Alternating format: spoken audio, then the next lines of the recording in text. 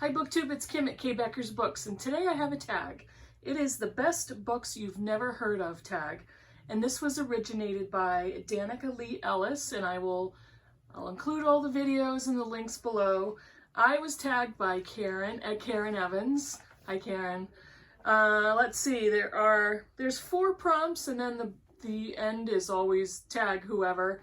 So let's go through the prompts. The first one is, are there many books that you've read that are below 250 ratings?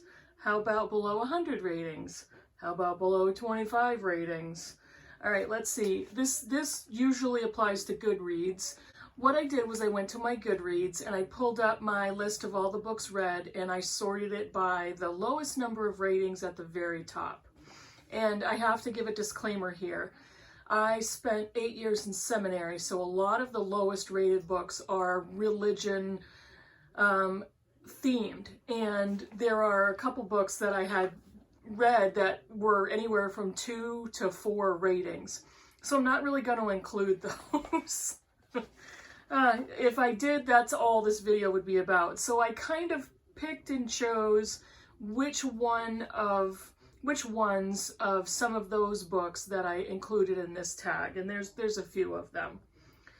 Let's see, out of all of my books on Goodreads, I had 60 that were below 250 ratings, and the majority of those were books for seminary. They were either textbooks or additional reading, supplemental reading.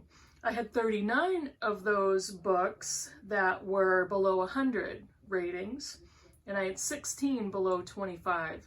And it's not hard to get some of those books below 25 ratings. Not a lot of people reading those, and not a lot of people who use Goodreads reading those books. So the second prompt is, how did you hear about the most obscure books you read? Like I said, a lot of them were assigned. I probably never would have discovered them on my own. I have my piles here, and yeah, there it is. Sorry, I'm looking at my piles. I've got piles and notes and my Kindle over here. I'm going to be looking in all different directions. But let me give you a quick example. All right, so I'm just going to go through some of these pretty quickly. These are some of the lowest rated books I had, and I just wanted to show you them for context's sake. For the sake of context. All right, this one had 24 ratings, but I rated it as 5 stars, and this is one of the books that I absolutely love. It's called Praying in the Wesleyan Spirit by Paul Chilcote, 52 Prayers for Today. And this is a book, it is all prayers, but they were taken from hymns, from Methodist hymns, many of which, if not all of which, were written by Charles Wesley, who was the brother of John Wesley. And I have gone back and forth to this book so many times. I've actually used it in a church context. I've used it in preparing sermons and preaching and all kinds of things. It's a beautiful book, but 24 ratings. This one had, this one had the next lowest number of ratings. This one had 72 ratings. I also gave this one 5 stars. This is titled The Jews in the Time of Jesus, an Introduction by Stephen M. Weiland. This is an excellent book. This is it's short, but it's an academic book. And it provided so much information for research papers and research of these ancient times and the Jewish community during the time that Jesus walked the earth. So 5 stars for me. I learned so much from that book, and I really value that one. This one is one of my favorite books of all times, and I may have shown this in another video or two. This one had 142 ratings. I gave it 5 stars. This is To Pray and to Love by Roberta Bondi, and it is subtitled Conversations on Prayer with the Early Church. This is exactly what the title is, about prayer and love. She discusses monastic living and mysticism and the contemplative life. It's a very slim, very quiet book about prayer, about the state of your soul and the state of your emotion when you're in prayer, which is to also be in a state of love. It's a beautiful book. Loved it. This one had 228 ratings. I gave it 5 stars. And this is basically Preaching 101, or Preaching for Dummies. So I really enjoyed it. It is On Preaching by H.B. Charles Jr. This is basically how to preach. It talks about voice control and projection. It talks about sound and audio and research and the time to take to write a sermon. It's just incredibly instructive. And those are some of the seminary books that I gave 5 stars to that I thought were absolutely beautiful.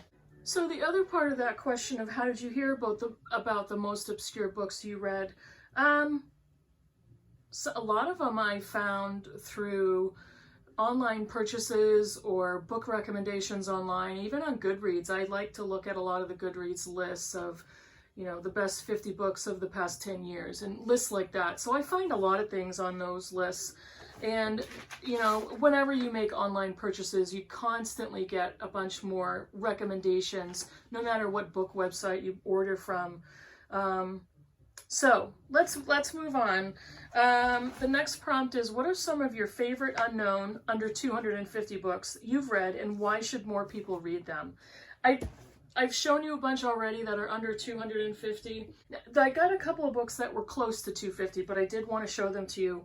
Now, one of my favorite books is basically a coffee table book, and this is The House Beautiful Decorating with Books book. And a long time ago I took the dust jacket off, but this is the photo on the outside of the book. This book has 281 ratings. I gave it 4 stars. It's just gorgeous. Has photos of rooms with books in them, and I'm gonna do this. I'm gonna peek. Some of my favorite photos are either minimalist or spare looking rooms filled with books. I mean, that's kind of like my dream bedroom right there with the bench covered in books. Home library, you know, it's got these types of sections, home libraries, all kinds of awesome photos. And it's basically, you know, there's a little bit of text here and there.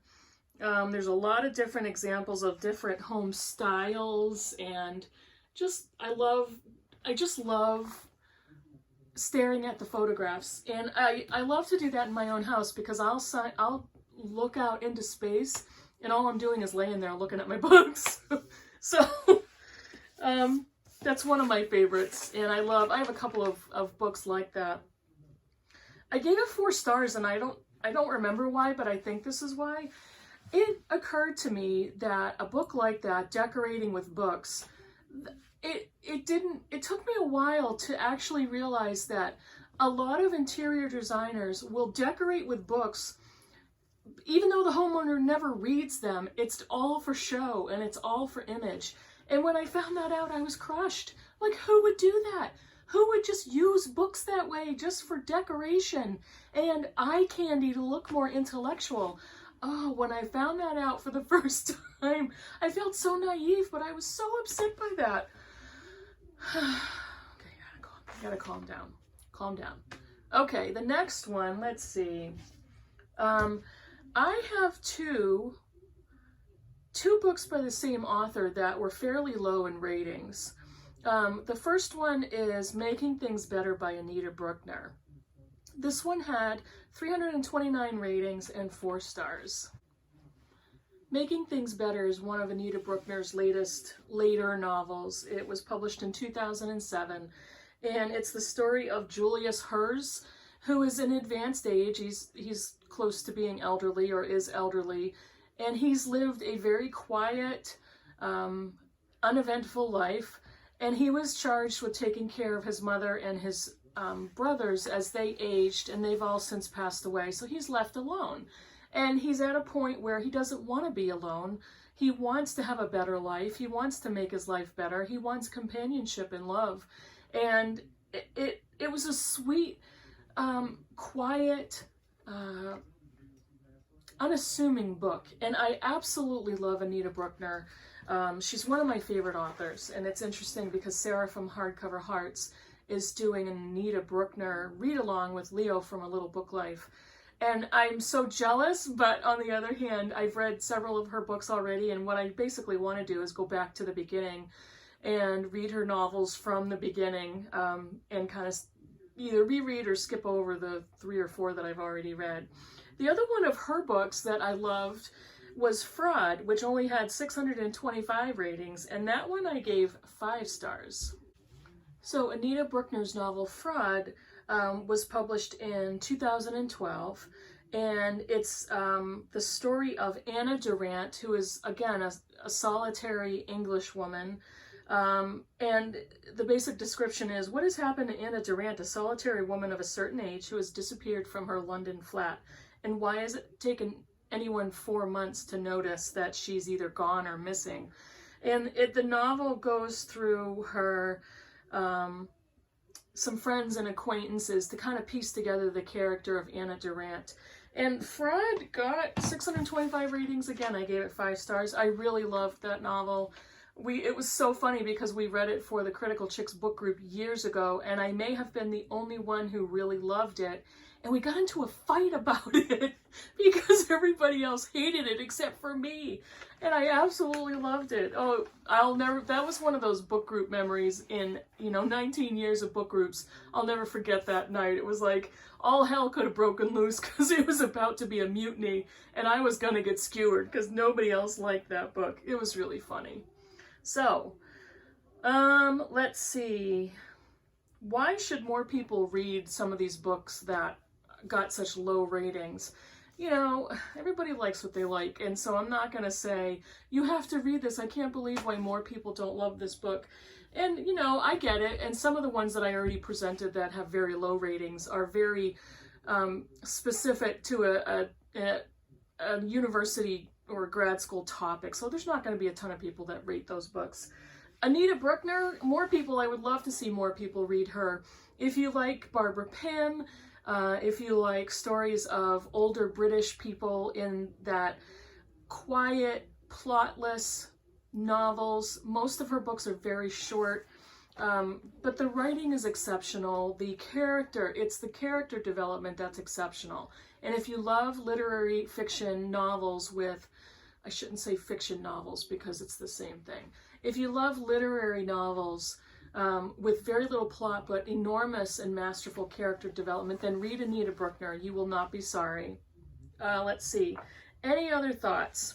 Well, I wanted to show you a lot of other books that have fairly low ratings from my Goodreads, and some of them I can't understand why, because they're excellent. And let's see, I have a little pile, and I'm going to go with the lowest rating to the highest.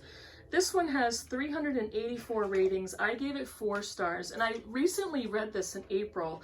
It's A Loving Faithful Animal by Josephine Rowe, and this book was published in, I always like to give the publication date because it gives it a little more context, I think. If I can find it, and I can't, so I'm stalling, 2016. And again, 384 ratings, I gave it 4 stars. This is not a perfect novel, but I really, really enjoyed it. I'm not going to give a lot of description because I probably already either reviewed them or they're well enough known. It's New Year's Eve in 1990. It's set in Southeast Australia, Australian family with some dysfunction. There's some abuse situations going on, a family with 2 daughters. It was very good. I loved the writing, and 384 ratings. It's been out long enough for more people to know about it. This poor book surprised me. I just read this in June, and this is Matthew Griffin's Hyde. This is the story of Wendell and Frank, who meet at the end of World War II, and they fall in love. And it details their decades of life together at a time where homosexuality was illegal. And it talks about how they age, how their relationship dynamics either stay the same or change, what happens in their lives. This writing is gorgeous. There's some problematic aspects to this if you're an animal lover, and I did review this in June. This had 859 ratings. I gave it 4 stars. I really loved it. I didn't think it was perfect. Like I said, there were some details that I didn't think needed to be in the novel, but I thought it was an exceptionally well-written book. this surprised me because maybe it's just a little obscure. I don't know. I found it online, I think from a recommendation from another purchase. It's well worth your time, but like I said, be leery if you are an animal lover, because one of the main characters, I think it's Frank, is a Wendell. Wendell is a taxidermist. So take care reading that book. The next one, this is shocking to me. This book has 860 ratings. I gave it 4 stars. This is An Unrestored Woman by Shobha Rao. She also wrote Girls Burn Brighter, which I did not like. But this is a short story collection. And short story collections for me are typically rough. This was an excellent short story collection. There wasn't one story that I didn't like. Many were better than others, but this is an excellent collection talking about the partition of India and Pakistan and stories of women, backstories, underground backgrounds. It's beautiful. Her writing, she's an amazing writer, so I don't understand why it's only received 860 ratings. It's blurbed by Kelly Link, Karen Joy Fowler. Get on the bandwagon. This is an excellent short story collection, especially if you like books set in India. This one is a middle grade or a young reader book. It has 1,159 ratings. I gave it 5 stars. I think it's gorgeous. It's called The Firefly Letters by Margarita Engel. And this is a slim book written in verse. It is, let's see. The freedom to roam is something that women and girls in Cuba do not have. And it's set in Cuba. It's got multiple perspectives, multiple characters' perspectives. And it's gorgeous. It's just a beautiful book, and, brought tears to my eyes, all of that.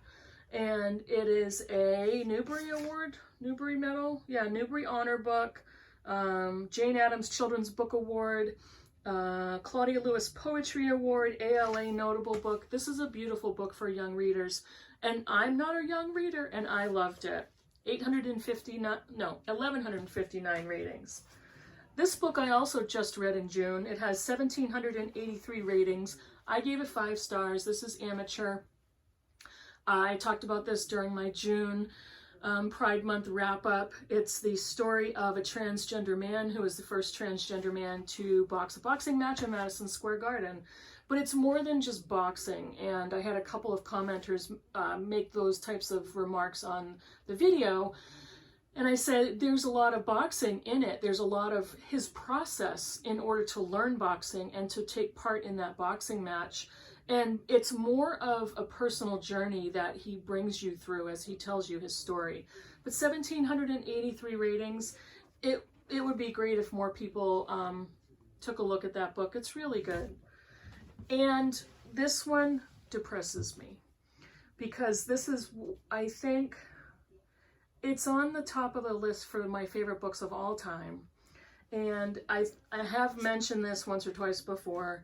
It has 2,372 ratings, and I gave it 5 stars many years ago. And I think I did describe this book as, this is the one book in my house where if my house caught on fire, I would know exactly where to go to pull it off the shelves and bring it with me. This is Evidence of Things Unseen by Marianne Wiggins. Absolutely gorgeous, gorgeous writing. And it was a finalist for the Pulitzer Prize in Fiction, a New York Times Notable Book, a Los Angeles Times Best Book of the Year. It's just a gorgeous novel. Very quickly, this poetic novel describes America at the brink of the atomic age. Foss, a veteran of the trenches of France, has returned to Tennessee, a true believer in science and the future of technology. On a trip to the Outer Banks to study the Perseid meteor shower, he falls in love with Opal. More people buy this book. 2,372 ratings, it's not bad, but when you go on, you kind of explore Goodreads, and you see how many ratings the top rated books get. I have a couple of books on the top of my list with over 6 million ratings. You know, those are like the Twilight series and the Harry Potters and some of a lot of young adult novels that I've read in the past and rated, they get in the millions of ratings. So there's a little context for you. So at the end of Danica's tag, she had a couple of prompt number 4 is any other thoughts. Do you think the most popular books you've read are usually better than the least popular? No, clearly not. When you've got a book like, you know, Evidence of Things Unseen, or the Firefly Letters, or An Unrestored Woman, these are books that are far better as far as the writing, the quality, and the level of writing than some of the books on my list that have 6 million ratings. And it has nothing to do with being better. Why do I think they get much lower ratings? It could be marketing. It could be that they are a niche book. It's a literary fiction. And I think we all know that literary fiction gets the lowest amount of reads, or has the lowest amount of people who enjoy those books and pick them up. I think a lot of it has to do with the marketing, and has nothing to do with the quality of the writing, because literary novels, many of them, especially the ones I've already read, are far better in quality than the ones on the top of my list. Why do you think your least read books are so unknown? Most of my least read are proprietary subjects, are university subjects, so not a lot of people are going to read those. A lot of my other novels that are the lowest rated, again, are only appeal to a small group or a small audience. There are exceptions clearly on my Goodreads list, but I think that's why. Do you like reading unknown books or popular books better? I like reading both, but I love discovering an unknown book, and I love discovering a book that I don't believe is getting the exposure that it should. I love when I read something that, you know, I discovered on my own, and I give it a 5-star because the writing is spectacular and the character development is incredible, and it's even better if the book actually does have somewhat of a plot. That takes it all the way for me. But I'm not a plot motivated reader. There are plenty of times I love a plot filled book, but I am more of a person looking for the characters and the writing style. So those are the reasons why I usually give a book 5 stars. Do you want to read more obscure books? Yeah, absolutely. I'd love to go out and find some. A lot of times there's so many books on BookTube that I've discovered that are quite obscure.